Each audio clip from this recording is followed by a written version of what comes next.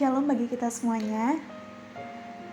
Aku rindu berbagi firman Tuhan yang terambil di dalam 2 Timotius 4 ayat 1 sampai ke 8. 2 Timotius 4 ayat 1 sampai 8. Aku akan membacakan kepada kita semua. Aku akan membacanya dari versi TB2, terjemahan baru edisi yang kedua. Penuhilah panggilan pelayananmu di hadapan Allah dan Kristus Yesus yang akan menghakimi orang yang hidup dan yang mati. Aku berpesan dengan sungguh-sungguh kepadamu demi kedatangannya dan demi kerajaannya. Beritakanlah firman, siap sedialah baik atau tidak baik waktunya. Nyatakanlah apa yang salah, tegurlah dan nasihatilah dengan segala kesabaran dan pengajaran. Karena akan datang waktunya, orang tidak lagi menerima ajaran sehat, tetapi mereka akan mengumpulkan guru-guru menurut kehendaknya untuk memuaskan keinginan telinganya. Mereka akan memalingkan telinganya dari kebenaran dan membukanya bagi dongeng. Namun, engkau kuasailah dirimu dalam segala hal. Sabarlah menderita, lakukanlah pekerjaan pemberita Injil, dan tunaikanlah tugas pelayananmu. Mengenai diriku, aku sudah mulai dicurahkan sebagai kurban dan saat kematianku sudah dekat. Aku telah mengakhiri pertandingan yang baik. Aku telah mencapai garis akhir dan aku telah memelihara iman. Sekarang telah tersedia bagiku mahkota kebenaran yang akan dikaruniakan kepadaku oleh Tuhan, Hakim yang adil. Pada hari itu bukan hanya kepadaku, melainkan juga kepada semua orang yang merindukan kedatangannya. Ya, jadi dalam bagian ini aku tidak akan berbagi secara keseluruhan di dalam pasal 4 ini, namun aku akan berfokus secara khusus di ayatnya yang ke-6 sampai ke-8 tentang mengakhiri pertandingan yang baik. Teman-teman semuanya, di dalam 2 Timotius ini merupakan surat terakhir Rasul Paulus yang ditulis dari dalam penjara Romawi, tempat di mana ia menantikan waktu eksekusinya. Kalau kita lihat di dalam pasal 4 ayat 6, di situ dikatakan, mengenai diriku, aku sudah mulai dicurahkan sebagai kurban dan saat kematianku sudah dekat. Jadi ini adalah surat kata-kata yang dia sampaikan kepada anak rohaninya saat dimana dia akan tidak ada lagi di dunia ini, ya. Dan kalau kita lihat sekilas di dalam pasal ini, di pasal 4 ini, kita akan menemukan ada 3 bagian berbeda yang dianggap sebagai kata-kata terakhir dari Rasul Paulus. Pada bagian yang pertama, di ayat 1 sampai ke 5, itu Rasul Paulus menantang dan juga mendorong murid rohaninya, yaitu Timotius, untuk dia menunaikan panggilan yang telah dia terima dari Tuhan, terutama pelayanan pemberitaan Injil yang telah diberikan Tuhan kepadanya. Dan di bagian yang kedua pada ayat yang ke-6 sampai 8, di situ Paulus bersaksi tentang pengalamannya melayani Yesus dan kesiapannya bertemu dengan Sang Juru Selamat. Dan sebagian besar di ayat-ayat selanjutnya, yang mana ini adalah bagian yang ketiga, itu adalah hal-hal yang berisi tentang orang-orang yang mengecewakan Paulus dan bagaimana ia menanggapi kekecewaan tersebut. Sekali lagi bahwa ini merupakan kesaksian Rasul Paulus di dalam surat 2 Timotius, dan ini diyakini sebagai surat terakhir yang dituliskan oleh Rasul Paulus saat sebelum kematiannya, saat dimana sebelum dia dieksekusi mati. Pada waktu itu, Rasul Paulus menyatakan bahwa dia telah mengakhiri pertandingan yang baik. Dia telah mencapai garis akhir, dia telah mencapai garis finish. Paulus telah melihat kehidupan yang dia jalani. Paulus telah melihat segala hal yang dia telah lalui, kehidupannya, pelayanannya, dia telah melihat itu ke belakang. Ketika dia melihat segala sesuatu itu, dia melihat bahwa itu seperti perjalanan lomba lari maraton gitu ya.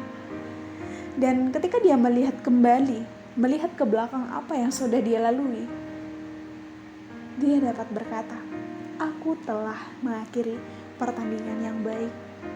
Aku telah mengakhiri pertandingan yang baik." Ini menjadi perenungan bagi kita. Apakah ini juga menjadi sikap kita di dalam pelayanan? Apakah ini menjadi hal yang terus rindu untuk kita kejar sebagai saksi dan pelayan Tuhan, sebagai orang-orang yang sedang mengerjakan panggilan Tuhan bagi setiap kita? Apakah ini yang kita kejar? Tentunya untuk mencapai pertandingan yang baik, yang mengakhiri pertandingan yang baik tentu tidak mudah. Akan banyak kegagalan, ya pasti. Akan banyak tantangan, akan banyak pergumulan yang tidak habisnya. Mungkin di dalam situasi itu kita mungkin akan menyerah. Tetapi bagaimana respon kita? Apakah kita mau terus bangkit, berjuang, berlari, jatuh bangkit lagi, berlari terus hingga mencapai garis finish itu dan hingga kita mendapatkan mahkota kehidupan itu. Ini menjadi perenungan bagi kita. Ketika Tuhan memanggil kita, Tuhan pasti kasih kemampuan kepada kita. Memang sekali lagi bahwa untuk mencapai pertandingan yang baik, ya, mengakhiri pertandingan yang baik tentu tidak mudah. Banyak pergumulan, banyak tantangan, banyak kesulitan yang tidak pernah habis-habisnya. Tetapi kita mempunyai Allah yang telah memanggil kita. Ia juga Allah yang memberikan kemampuan kepada kita. Tuhan sudah memberikan anugerah yang begitu berlimpah kepada kita. Ketika Tuhan mempercayakan pelayanan kepada kita, Dia juga menyertakan anugerah itu kepada kita. Sehingga tidak ada kata tidak bisa. Sehingga tidak ada kata tidak mampu, karena Tuhan sudah membuat kita bisa, karena Tuhan sudah membuat kita mampu. Sama seperti firman Tuhan, ya, di dalam Amanat Agung. Ketika Tuhan memberikan perintah kepada kita, "Pergilah, jadikanlah segala bangsa muridku, dan ajarlah mereka melakukan segala sesuatu yang telah kuperintahkan kepadamu. Dan ketahuilah, aku menyertai engkau senantiasa sampai akhir zaman." Ketika Tuhan memberikan perintah kepada kita, Tuhan juga memberikan janji kepada kita. Dan itu bukan hanya di situ saja. Kalau kita melihat firman Tuhan di dalam kitab yang lain, kalau kita melihat contohnya di kitab Yosua gitu ya, ketika Tuhan memberikan perintah, panggilan kepada Yosua untuk memimpin bangsa Israel setelah Musa pada saat itu yang telah meninggal, maka digantikan oleh Yosua. Tuhan memberikan perintah kepada dia. Dia merasa takut, dia merasa gak mampu, dia merasa tidak layak. Tetapi di dalam perintah yang Tuhan berikan itu, dia juga menyertai janji itu. Jadi Tuhan kita bukanlah Tuhan yang hanya memberikan perintah, bukan hanya ngebos seperti itu ya. Namun Dia adalah pribadi, ketika Dia memberikan perintah, Dia juga memberikan kemampuan bagi kita untuk melakukannya. Dan Dia tidak akan pernah meninggalkan kita. Dan Dia akan selalu menyertai kita senantiasa sampai akhir zaman, dikatakan di situ. Dan sekali lagi gitu ya, memang tidak mudah untuk mengakhiri pertandingan yang baik kita. Akan ada penderitaan pasti. Namun percayalah, ketika Tuhan juga menghendaki kita untuk melayani Dia, menghendaki kita untuk berbagian di dalam kerajaan Allah, ketika kita mau untuk berkomitmen mengikut Dia, Tuhan tidak menjanjikan sesuatu hal yang enak-enak. Tuhan tidak bilang, "Datanglah kepadaku, maka kamu semua akan lancar-lancar aja," gitu ya. Segala sesuatu yang kau butuhkan pasti akan terpenuhi. Tidak gitu. Tapi apa yang Tuhan janjikan? Penderitaan. Siapa yang mau mengikut aku? Dia harus memikul salib. Dia harus mau menderita bersama-sama dengan aku. Namun Allah kita bukan Allah yang membiarkan kita terus menderita. Namun Allah kita adalah Allah yang terus-menerus memberikan anugerah itu kepada kita. Ketika Tuhan juga memimpin kita, ketika kita hidup di dalam penderitaan, Tuhan tidak membiarkan kita hidup di dalam penderitaan itu, gitu ya. Namun di dalam penderitaan itu, Tuhan memberikan sesuatu hal yang membuat kita bisa ternyata bersuka cita. Ini aneh ya, gitu ya. Menderita tapi bisa bersuka cita. Tapi itulah Tuhan. Berbeda dengan duniawi gitu ya. Yang menderita ya sakitnya diterima oleh diri sendiri gitu. Tetapi ketika kita menderita di dalam Dia, kita akan mengalami yang namanya sukacita di dalam penderitaan itu. Seperti Rasul Paulus ketika dia penjara, bukankah itu adalah sebuah hal yang tidak mengenakan?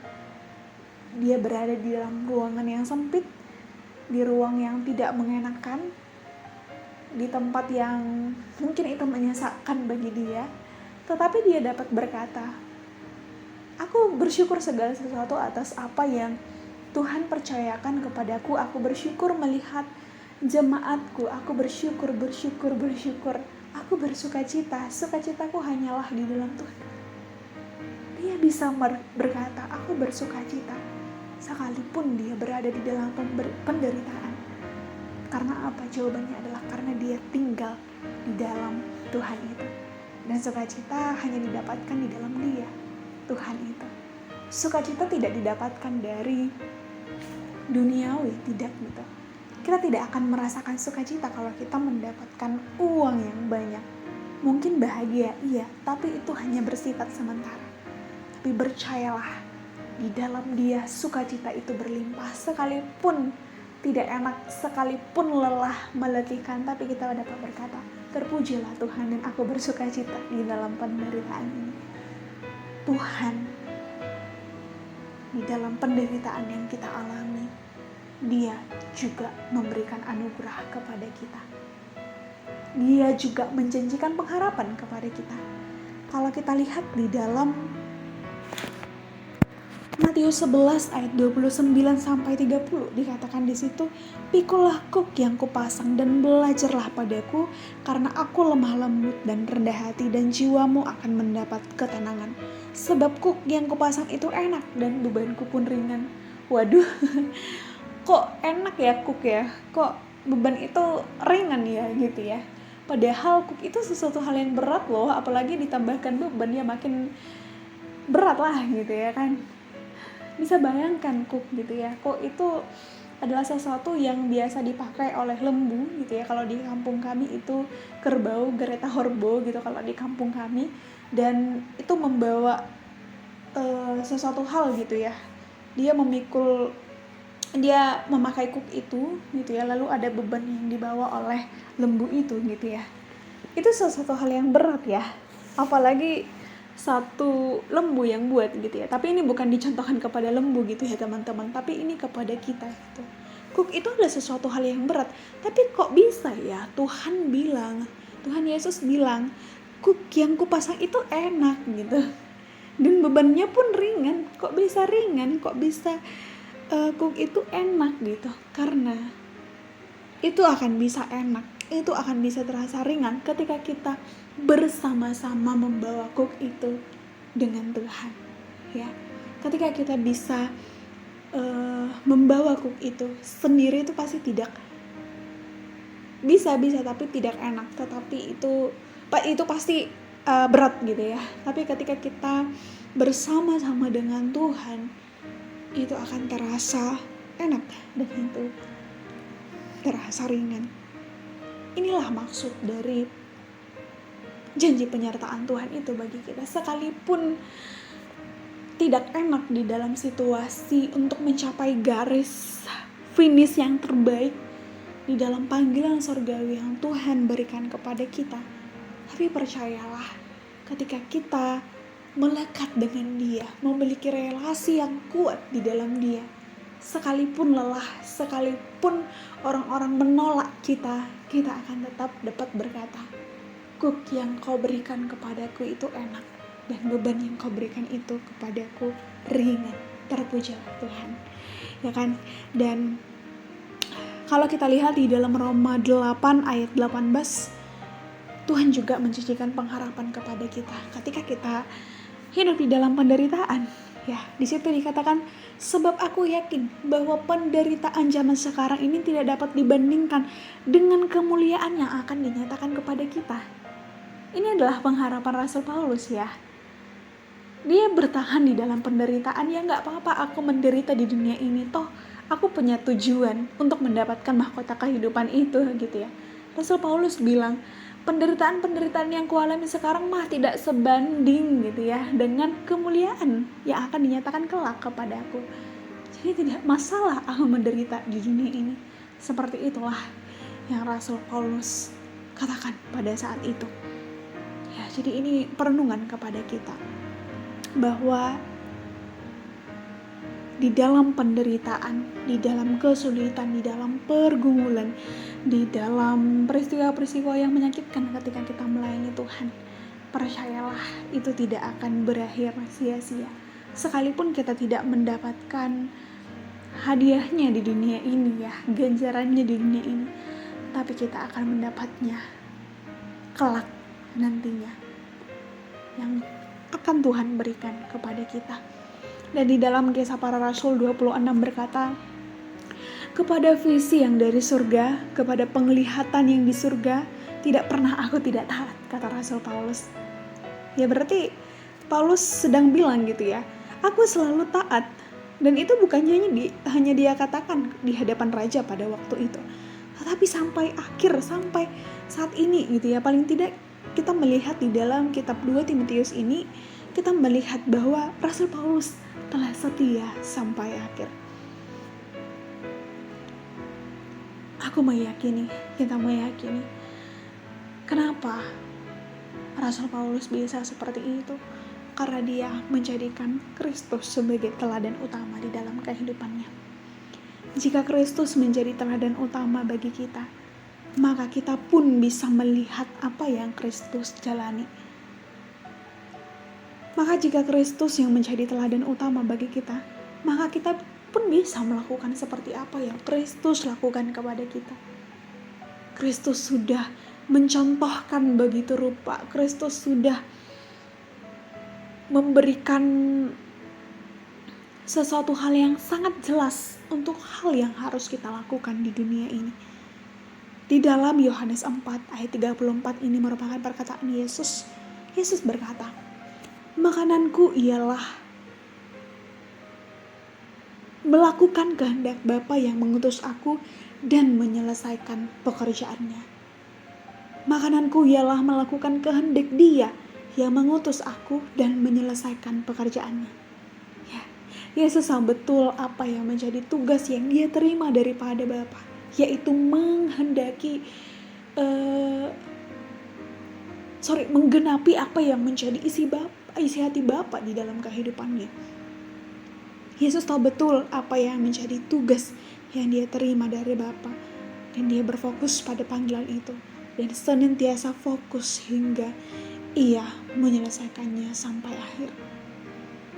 Di atas kayu salib, Yesus berkata, sudah selesai. Yesus sudah menuntaskan segala misinya di dunia ini.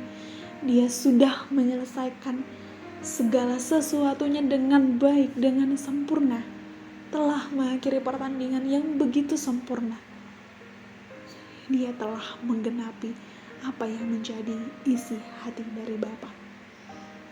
Di dalam bagian ini kita diingatkan, mari kita mengerjakan segala sesuatu dengan baik dan berjuang hingga kita boleh mengakhirinya dengan baik.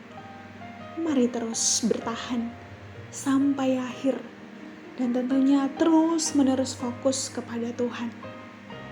Tantangan akan silih berganti, kesulitan akan selalu ada, pergumulan akan selalu ada. Tetapi ingat, Allah kita, Allah yang telah memanggil kita, adalah Allah yang juga mentransformasi kita. Dan Allah yang memanggil kita itu Allah yang juga memampukan kita, sehingga kita dapat melakukan segala sesuatu pekerjaan baik yang Tuhan kehendaki di dalam kehidupan kita. Mari kita berjuang sebagai orang-orang yang telah dipilih oleh Tuhan supaya kiranya kita terus berjuang untuk menikmati Dia. Mari terus belajar supaya kita bisa mencari maksud Tuhan, untuk betul-betul sungguh-sungguh datang kepada Tuhan, meminta agar kita peka terhadap apa yang menjadi kehendak Tuhan. Jangan biarkan di dalam kehidupan kita, di dalam pelayanan kita, segala sesuatunya berdasarkan kehendak pribadi. Kehendak pribadi bisa jatuh ke dalam kesia-siaan, tapi tidak dengan Tuhan. Mari terus belajar menikmati Dia. Tanpa kita menikmati Dia, kita tidak akan dapat memuliakan Dia, dan kita tidak akan melakukan apa yang Dia kehendaki. Mari kita menikmati Dia, dan mari kita memuliakan Dia di dalam kehidupan kita dan juga pelayanan kita. Sekali lagi aku bacakan apa yang ditulis oleh Rasul Paulus kepada anak rohaninya Timotius dan kepada kita saat ini. Aku telah mengakhiri pertandingan yang baik. Aku telah mencapai garis akhir dan aku telah memelihara iman. Sekarang telah tersedia bagiku mahkota kebenaran yang akan dikaruniakan kepadaku oleh Tuhan, Hakim yang adil. Pada hari itu, bukan hanya kepadaku, melainkan juga kepada semua orang yang merindukan kedatangannya. Bukan hanya kepada Rasul Paulus, tetapi kepada